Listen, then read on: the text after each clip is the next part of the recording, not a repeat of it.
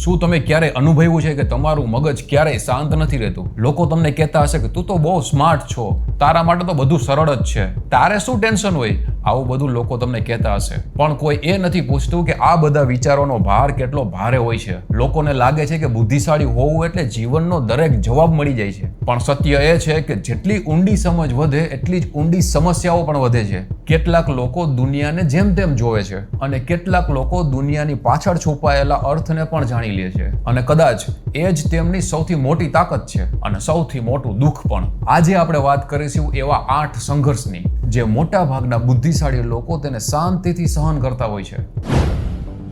પહેલું, તમે દરેક વસ્તુ વિશે વધારે વિચારો છો. તમારું મગજ ક્યારેય બંધ થતું જ નથી. બીજા લોકો કોઈ વાત સાંભળે અને 5 મિનિટમાં ભૂલી જાય, પણ તમે એ જ વાતને મનમાં ફરીથી ચલાવતા રહ્યો છો. મેં એને એમ કેમ કીધું? એણે મને એવો શબ્દ કેમ કીધો હશે? આવું બધું તમારા મનમાં ચાલતું રહેશે. કદાચ તેનો અર્થ કંઈક બીજો હશે. તો એક નિર્ણય લેવાનો હોય એમાં તમે 10 રસ્તા વિચારો છો. દરેક રસ્તાના પરિણામ પણ તમે વિચારો છો અને અંતે કોઈ જાતનો નિર્ણય જ નથી લઈ શકતા.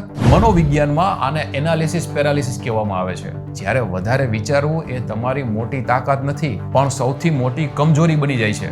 વિચારોની આદત એટલી વધી જાય છે કે રાત પડતા શરીર થાકી ગયું હોય છે, પણ મગજ હજુ પણ દોડતું રહે છે. અને સૌથી મોટી વાત કે બહારથી લોકો કહે છે કે તું તો બહુ શાંત છો, પણ અંદર આખું એક વાવાઝોડું ચાલતું હોય છે.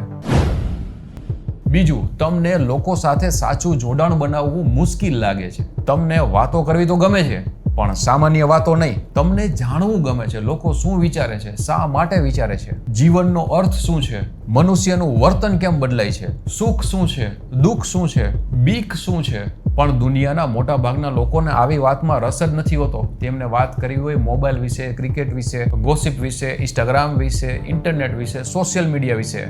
અને તમે ધીમે ધીમે ચૂપ થઈ જાવ છો, કારણ કે તમને લાગે છે કે તમને કોઈ સમજી જ નથી શકતું. ભીડમાં ઊભા રહેવા છતાંય અંદરથી તમે એકલા મહેસૂસ કરો છો. આ એકલતા તમારા મિત્રોની કમીના કારણે નથી, સમજવાની કમીના કારણે છે.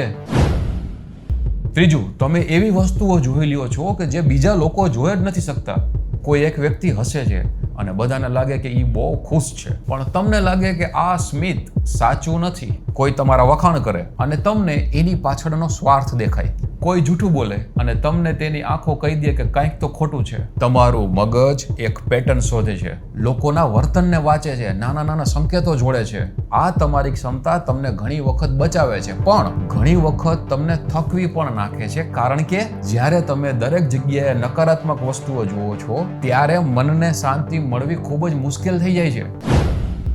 ચોથું, તમારા પર હંમેશા સફળ થવાનું દબાણ રહે છે. એક વખત લોકો તમને સ્માર્ટ કહી દે પછી તમારી દરેક ભૂલ મોટી બની જાય છે. જો તમે સફળ થાઓ તો લોકો કહેશે એ તો થવાનું જ હતું ને, હોશિયાર જો છે. પણ જો નિષ્ફળ જાઓ તો એ જ બધા લોકો તમને કહેશે મને તો લાગતું હતું કે આ બહુ હોશિયાર છે. આ એક સરકાસ્ટિક ટોન તમારા મનમાં ખૂંચશે. ધીમે ધીમે તમે પોતાની આખી જિંદગી પોતાને સાબિત કરવામાં જ પસાર કરવા લાગો છો. દરેક પરીક્ષા, દરેક ઇન્ટરવ્યુ, દરેક નિર્ણય એક પરીક્ષા બની જાય છે. અને પછી જન્મે છે ઇમ્પોસ્ટર સિન્ડ્રોમ, જ્યાં સફળતા મળ્યા પછી પણ તમને લાગે છે હું કદાચ એટલો સારો નથી. એક દિવસ બધા જ જાણી જશે કે હું એક સામાન્ય માણસ જ છું.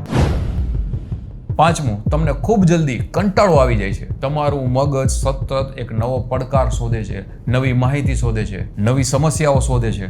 જો દરરોજ એક જ કામ કરવું પડે તો બહારથી તમે કામ તો કરી રહ્યા હોય, પણ અંદરથી તમારું મગજ બીજી જ દુનિયામાં ફરતું હોય છે. તમે ઘણા લોકો જોયા હશે કે કામ તો કરે છે, પણ એક જગ્યાએ એની આંખ એક જગ્યાએ સ્ટેબલ હોય છે.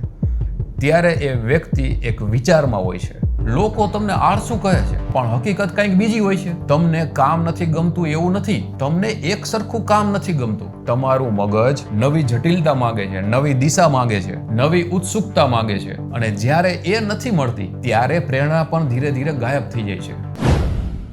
છઠ્ઠું, તમે પોતાની જ પાસે અશક્ય અપેક્ષાઓ રાખો છો. તમારા માટે સારું પૂરતું નથી, તમને સંપૂર્ણ જોઈએ. એક નાની ભૂલ અને તમને આખું કામ ખરાબ લાગે. લોકો તમારા કામની પ્રશંસા કરે, પણ તમારું ધ્યાન માત્ર એક નાની ખામી પર જ હોય છે.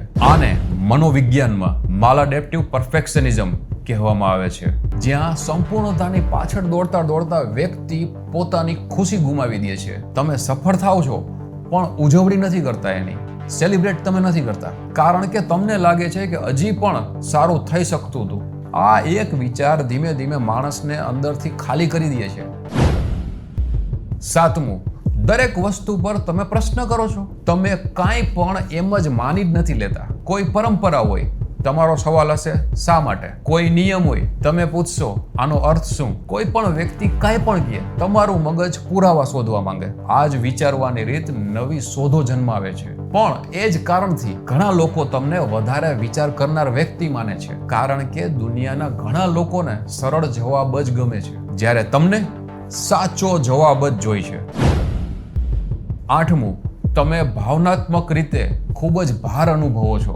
ઘણા બુદ્ધિશાળી લોકો ખૂબ જ સંવેદનશીલ હોય છે. કોઈ વ્યક્તિ દુઃખી હોય તો તમને એની પીડા અનુભવાય. ક્યાંય અન્યાય થાય તો તમને અંદરથી ગુસ્સો આવે છે. કોઈ મિત્ર મુશ્કેલીમાં હોય તો તમે આખો દિવસ એના વિશે વિચાર કરો છો. અને ઘણી વખત તમને ખબર પણ નથી પડતી કે જે દુઃખ તમે અનુભવો છો એ તમારું પોતાનું દુઃખ જ નથી.